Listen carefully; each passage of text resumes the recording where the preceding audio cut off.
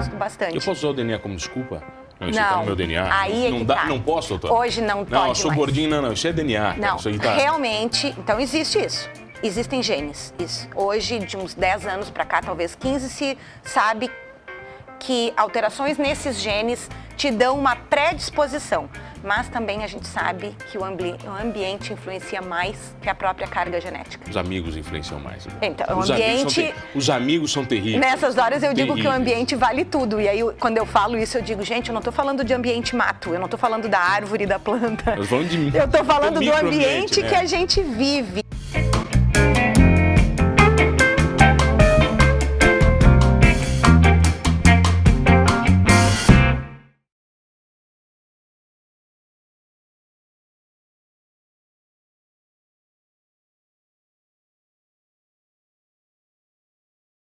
Ela é formada em ciências biológicas, mestre e doutora em genética e biologia molecular e mais um calhamaço de coisa aqui que eu nem sei falar. Pesquisadora, mãe, professora e o que mais, doutora Vanessa?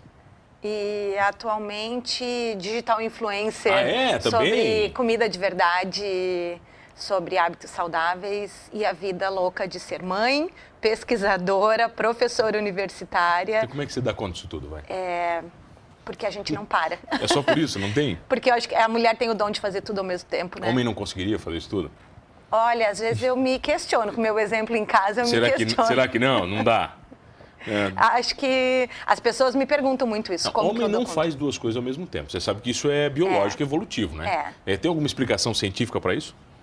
Sabe que eu nunca li nada a respeito, assim, de por que o homem tem isso. A gente tem outras coisas em relação ao comportamento masculino e feminino que tem uma explicação biológica e que tem algo evolutivo, que a gente é muito bicho, mas a questão de não fazer ao mesmo tempo, eu acho que tem a ver Eu não conheço homem que faz, Vanessa, de verdade, duas coisas ao mesmo tempo. Porque mulher, ela tá fazendo comida, ela tá lendo um livro, balançando o filho com o pé, entendeu? Prestando atenção no que está passando na TV e conversando com o marido.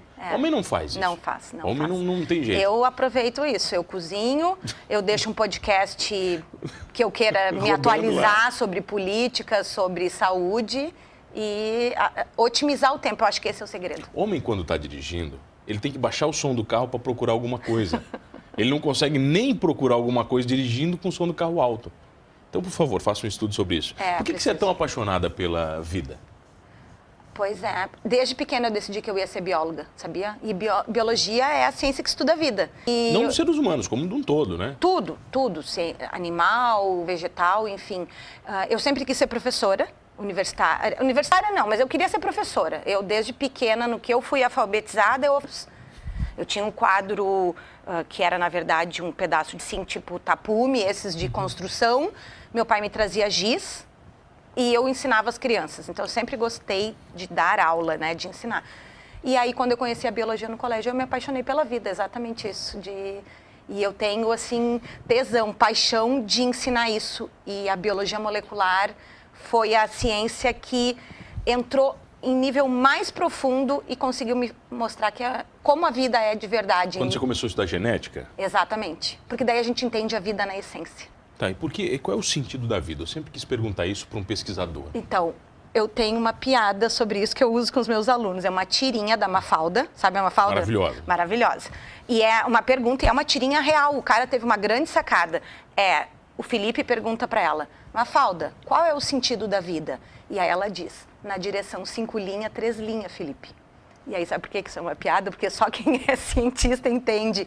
Porque a molécula de DNA... A orientação da construção da molécula, ela é uma construção de átomos, né? Carbonos, oxigênio, hidrogênio, vai construindo a molécula e ela forma aquela hélice que a gente tanto conhece nos livros. A orientação daquela espiral, a questão química, é o que a gente chama na direção 5 linha, 3 linha, porque tem a ver com o 5º carbono da glicose e o 3º que fica as pontas. Então, tudo em biologia molecular é feito no sentido 5 linha, 3 linha. E aí a piada é, qual o sentido da vida? Você acredita em vida extraterrestre? Não. Não, mas como não? Não, você é sou bióloga, cientista. Então, não? Eu acredito em evolução. Evolução, você acha? Evolução. É muito difícil, do ponto de vista biológico, se repetir tudo que a gente tem aqui. Entende? Foi muito acaso o Big Bang e toda a questão evolutiva. A natureza é muito sábia. Repetir isso em outro planeta? Mas não é muita pretensão nossa, já que somos só nós, os gostosões da galáxia? Talvez, mas não uma vida assim inteligente ou que seja capaz de viajar em naves e... Será? Eu acredito, né? Mas tudo bem. Vem cá, e olha aqui. Do ponto de vista evolutivo, a gente está melhorando? Ou não? A gente ser humano, nós, seres humanos.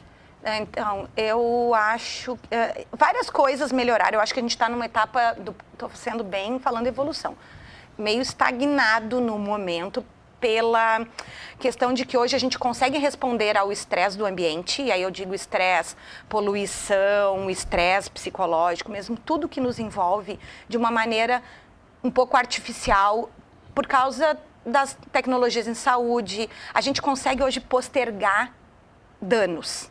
Entende? A gente consegue empurrar com a barriga problemas que causariam a morte daquele indivíduo ou a sobrevivência do mais forte. Postergar, mas não eliminar alguns, né? Alguns não, porque tem umas que mesmo assim a gente não consegue. Mas se tu pensar no passado, de quando os primeiros hominídeos surgiram, a evolução era muito mais severa. Ela agia muito mais, porque algo acontecia no ambiente e o mais apto sobrevivia ou morria. Porque não existia tecnologia, não existia saúde, não existia saneamento, gripe matava.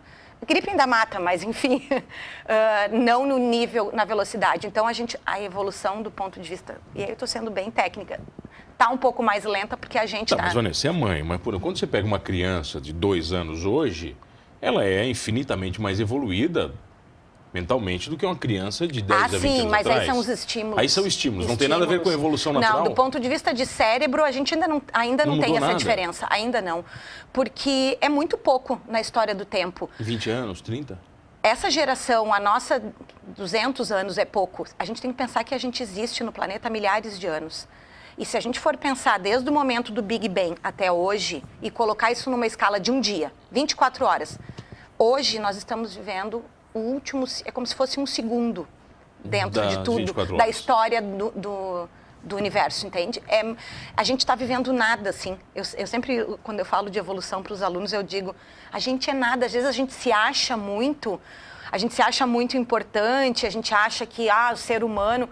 Mas, na verdade, a gente está constantemente sofrendo influência do ambiente e mudando. Só que essa mudança é muito gradual e a gente não enxerga. É muito mais adaptação social e tecnológica do que uma adaptação evolutiva. Hoje, sim. Tem algumas coisas que a gente já nota. A questão do siso hoje já não é mais tão frequente. Que não nascem mais os dentes? Que já não nascem, que antigamente esse terceiro molar era mais frequente. Mas, hoje... por exemplo, Vanessa, quando a gente vê, por exemplo, bebês apresentando... dentes mais cedos, a puberdade em meninas acontecendo 2, 3 anos mais cedo, isso não é evolutivo? Não, isso também infelizmente é estímulos externos e muitas vezes hormonais precoce. Na verdade, isso está... E algumas coisas nem é legal, porque isso sai um pouco do controle do que seria o natural, né? Não se espera... Hoje, às vezes tem crianças que já nascem com dente, mas isso já se nascia 50 anos atrás, existem casos descritos, mas isso não é normal. A gente está acelerando um pouco as coisas, entende? Até onde isso vai ser bom, talvez os estudos que estão sendo feitos agora vão nos mostrar daqui a um tempo. Mas tudo é estímulo, e não é só estímulo psicológico ou estímulo de um tablet, da gente botar a criança num videogame, muito estímulo biológico, estímulo hormonal de coisas que a gente está em contato. A própria mamadeira das crianças. Tu já deve ter ouvido, tu é pai recente, que a gente tem que cuidar a mamadeira para não ter aquele composto que é dito carcinogênico, que a gente não esquenta coisas no plástico, no micro-ondas. Por quê? Porque, de fato, se descobriu que ele tem um componente que ele é um disruptor endócrino. Ele não é carcinogênico, mas ele bagunça com os nossos hormônios.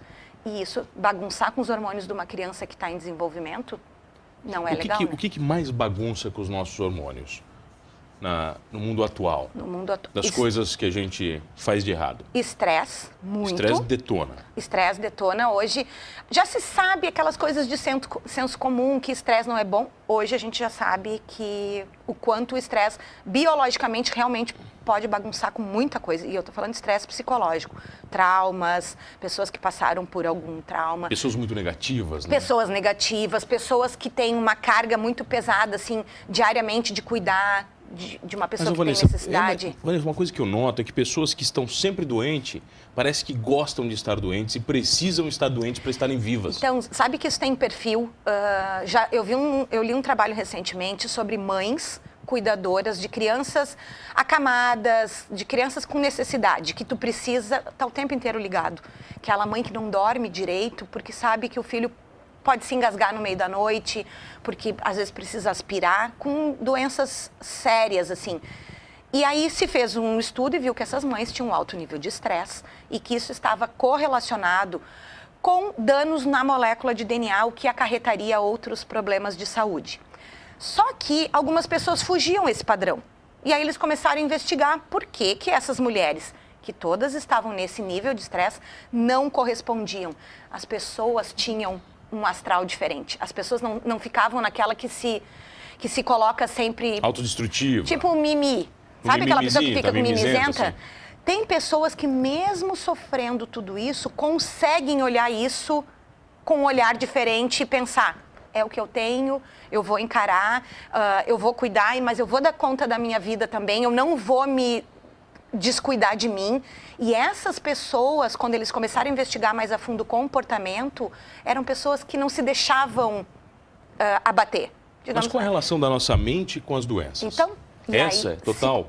Esse é, no caso, um exemplo, porque eu estava lendo em relação a isso, a alterações na molécula de DNA. Mas cientificamente eu consigo curar doenças com o poder da mente? Ou isso é muita falácia? Não, pior é que não é falácia. Não é?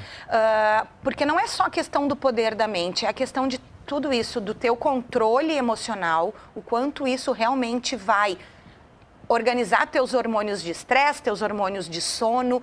E hoje já se sabe essa relação, isso é incrível, assim, o quanto uma noite bem dormida ou mal dormida influencia não só no teu dia seguinte, mas em uma série de questões, inclusive obesidade, transtornos de humor.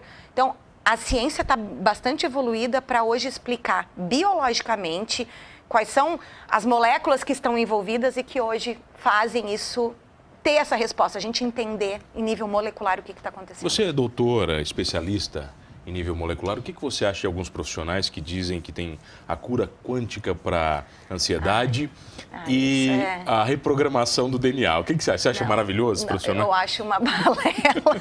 Acho fantástico. Balela total, assim, porque o que acontece? E isso eu fico muito preocupada. As pessoas aceitam qualquer coisa quando se fala com propriedade. E principalmente se tá no Instagram, né?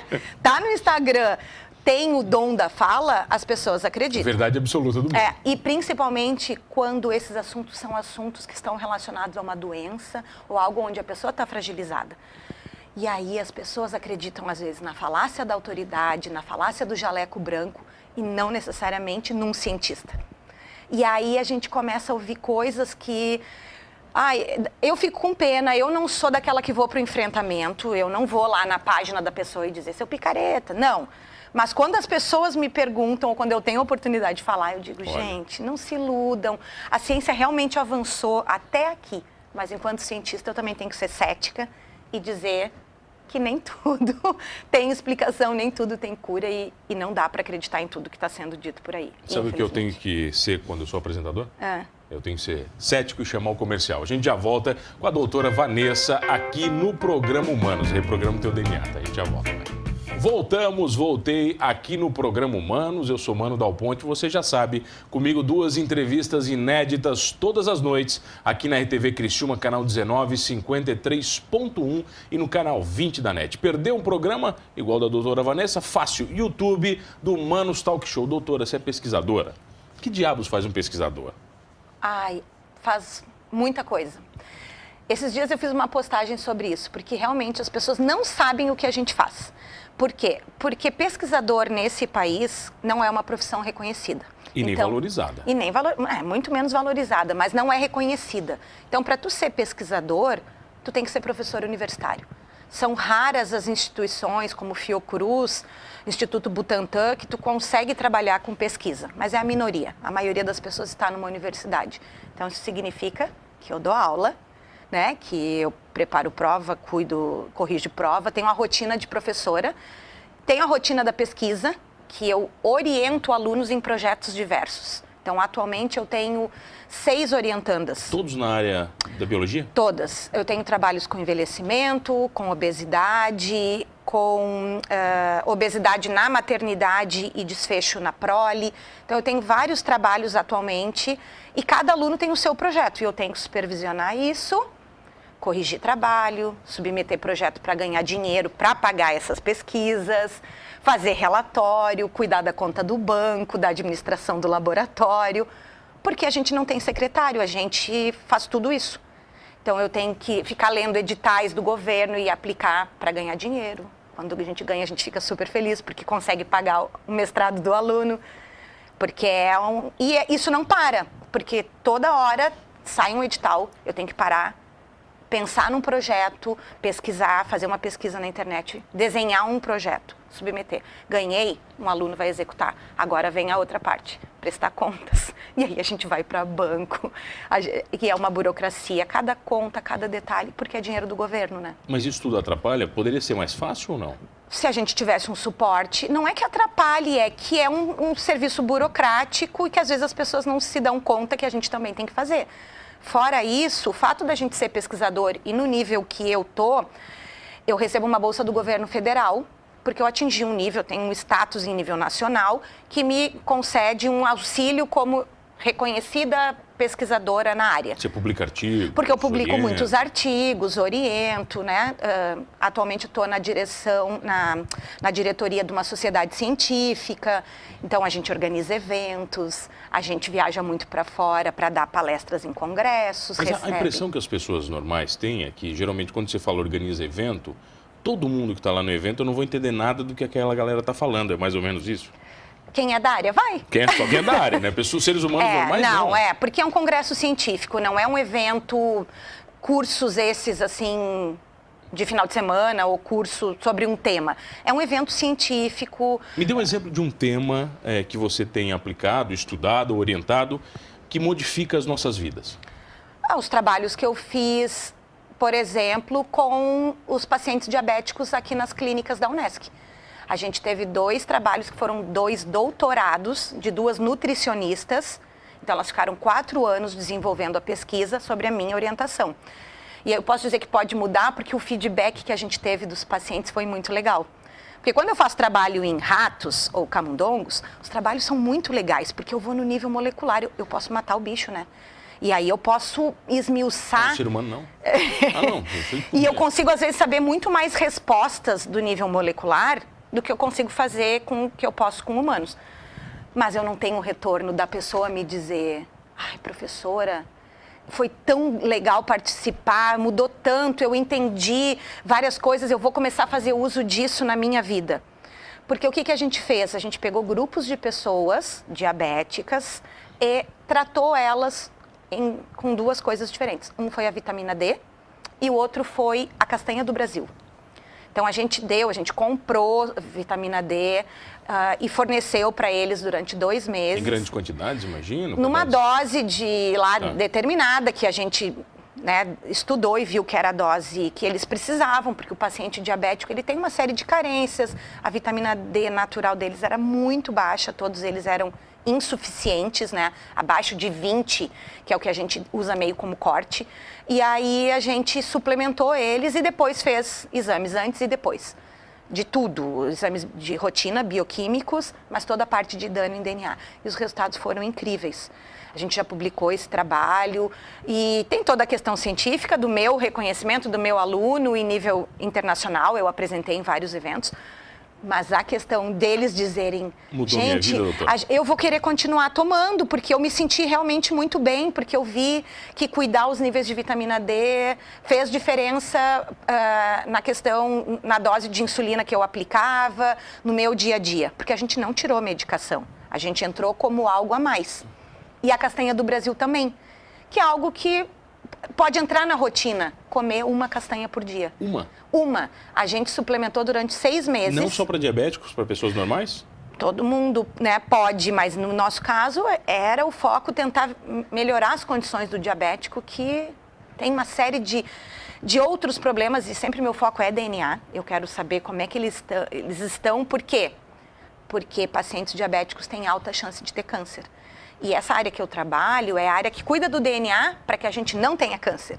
Então, tudo que eu trabalho é intervenção. Eu tento ver algo que eu consiga proteger a tua molécula de DNA para tu viver melhor e diminuir doenças relacionadas que podem Você encontrou aparecer. alguma explicação na análise de DNA, por exemplo, para as pessoas que têm talentos gigantescos para algumas coisas? Não, Isso está nunca. escrito no DNA? Por exemplo, tem pessoas que já nascem sabendo jogar futebol, parece desde pequena, sem estímulos. Tem pessoas que nascem tocando todos os instrumentos do mundo, sem tantos estímulos. Não, com certeza isso é dom, isso é fato, a gente vê. Tem alguma explicação científica pro Ainda dom? que eu saiba, não foi nada, nunca li nada a respeito, risquinho no assim. DNA lá que diz, opa, esse cara Se aqui- tem um gene, porque realmente, antigamente, a gente tinha algumas especulações de alguns genes que podiam estar relacionados com algumas questões de comportamento. Por exemplo, obesidade, né? Hoje a gente sabe que realmente tem genes relacionados a isso. Mas, ainda em relação a talento, eu nunca li nenhum artigo. Então, e essa área da genética do comportamento é uma área que eu gosto bastante. Eu posso usar o DNA como desculpa? Não, isso Não. tá no meu DNA. Aí é não que dá, tá. não posso, doutor? Hoje não Não, eu pode sou mais. gordinho, não, isso é DNA. Cara. Não, Isso aí tá... realmente, então existe isso. Existem genes. Hoje, de uns 10 anos para cá, talvez 15, se sabe que alterações nesses genes te dão uma predisposição.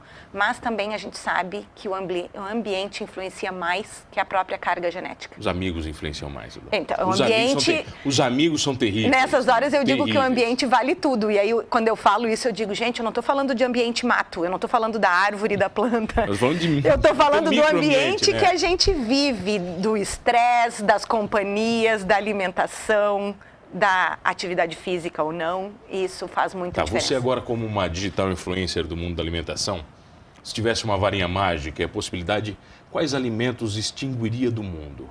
Ah, açúcar. Como? Açúcar? De primeira, açúcar. Pelo menos um doçações, Bolachinha doutora. recheada. Tá, que mais, doutor? Refrigerante. Extinção mesmo? Extinção. Pra que tu precisa de refri? Pensa. Eu não preciso mais, graças a Deus. doutor. Então, Já- mas já Tu consegui me consegue livrar. viver bem sem refri? Eu não diria isso, por exemplo, da carne, né? Não dá.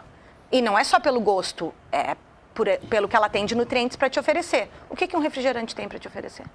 O que chupar uma bala tem para te oferecer? Ah, sensação, né? Não. Mas daí come chocolate, mesmo que seja lá uns 60%, 70%. Já tá mais Porque liberado? tem um pouquinho de açúcar, mas tem nutriente. O chocolate é riquíssimo em antioxidantes. O cacau, né? Não o chocolate, o E cacau. 70% tá valendo? Tá. Aí esse 70 dá pra- por cima esse dá- é show. Dá pra show comer de bola. todo dia um pouquinho. É, não... Porque realmente tem vários Um pouquinho, trabalhos. uma barra também. Não, tem vários trabalhos mostrando que é um alimento saudável em pequenas quantidades e diminuindo o açúcar. Né? Agora, eu fico pensando, eu tenho muito isso com o meu filho e eu explico isso para ele desde pequeno. Filho, de vez em quando comer chocolate ou numa festa, tu te dá o luxo de comer um brigadeiro, ok. Mas eu mostro para ele assim, refri, precisa? Você não tem em casa, eu imagino. Não, não. Nada disso. Não. E Mas quando ele vai na casa dos amiguinhos, como é que você faz? Eu eduquei, entende? Eu Deixa ele sei decidir. que refri ele não toma, mas eventualmente uma bolacha recheada na casa dos outros, porque eu pergunto, tu comeu? E ele, comi, mãe, comi tal bolachinha. Tudo bem? Ele já me pergunta, não, tá na... Eu não sou neurótica, mas por quê? Porque eu ensino. Desde pequeno, nada é obrigado, eu explico, e aí eu explico nisso. Filho, vamos ver, por exemplo, o salgadinho. Qualquer dessas... Você explica pra ele Eu explico. tudo que tem no salgadinho? Desde que ele era pequenininho, explico. E digo, filho, tu acha que isso aqui te acrescenta alguma coisa? Aí eu tenho uma comadre... O chips é horrível, né? Então, eu tenho uma comadre em Porto Alegre que é pesquisadora, ela é imunologista e só trabalha com obeso. E ela vem aqui de vez em quando e ela traz Pingo Douro. Ele tinha uns 4 anos, foi a primeira vez que ele botou. Pode, Pingo Douro? É o pior... É o pior de Não, é tudo? no sentido de que sal, né? Ele é uma bolinha cheia de sal na volta. Então, aquela questão na língua, ele te dá... Ele ficava chupando.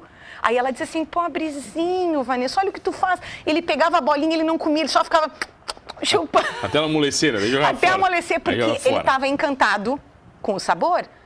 Mas por quê? Porque foi feito para ser assim, né? Para que as pessoas comam mais. Mas o que tem de nutriente ali? E ela me sacaneia de propósito. O que as pessoas deveriam comer mais que não comem, doutora? Comida de verdade. Por exemplo, vai.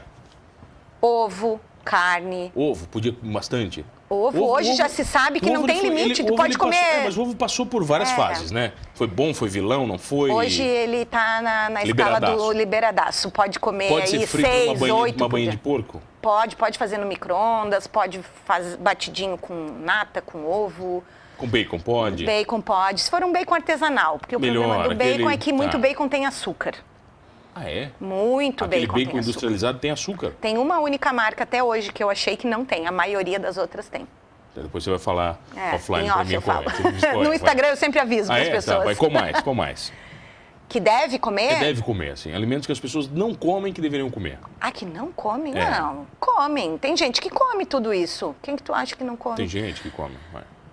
Verduras de uma forma geral. Pode comer à vontade. À vontade. Mas a história dos agrotóxicos? Então, é esse... E aí é um outro problema, não é? Mas o que eu digo? O ótimo, o bom não pode ser inimigo do ótimo. Já é melhor eu comer. É melhor comer do que usar essa desculpa de, eu não posso pagar um orgânico, então eu não vou comer. Não, isso não. Porque tem muito mais benefícios naquela verdura que tu tá comendo, que tem antioxidantes, que tem substâncias que vão fazer bem para o teu organismo do que o agrotóxico. E a questão é a quantidade. Tem agrotóxico, tu não sabe exatamente quanto tem, tu não sabe, é algo, né? Às vezes tu consegue comprar algo que não tem, às vezes tu consegue ganhar uma verdura de um vizinho. Então, usar essa desculpa para não comer salada, não dá. Não cola? Não cola porque tem muito mais benefícios. Todo mundo sempre falou para mim que o tomate é o vilão. Então, qual que é a dica? Pega o tomate, vem com a faca, sabe onde está o cabo? E faz um buraquinho até o fundo. Aquela parte que tá ali se chama placenta. Aquele talinho do meio, aquele talo e aquela parte branca. Sabe quando tu corta o tomate numa parte branca? A maior parte do agrotóxico se concentra ali, porque é dali que a flor vira o fruto. Porque tomate é uma fruta, né?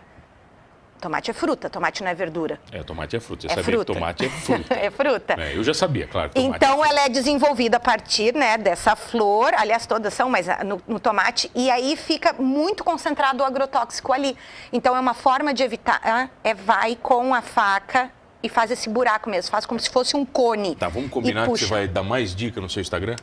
Pode ser para as pessoas? Então, passa para nossa audiência o seu Instagram, vai lá. É Vanessa M. de Andrade... no Instagram, no Facebook é Vanessa Moraes de Andrade, ou Vanessa Andrade. Procura lá, Vanessa Andrade. Vanessa, tem várias Vanessa. Ontem começou a me seguir uma Vanessa Andrade. Mas daí é pra quebrar, né? Não, mas eu sou Vanessa M. de Andrade. M. de Andrade, facinho? Todas as dicas? E tá lá escrito pesquisadora, daí é fácil. Doutora, muito obrigado pela presença. Muito obrigada. Grande prazer, sempre prazer ter você comigo todas as noites aqui no programa Humanos. E você já sabe de uma coisa, tá? Comendo bem ou não, reprogramando o DNA ou não, somos todos humanos.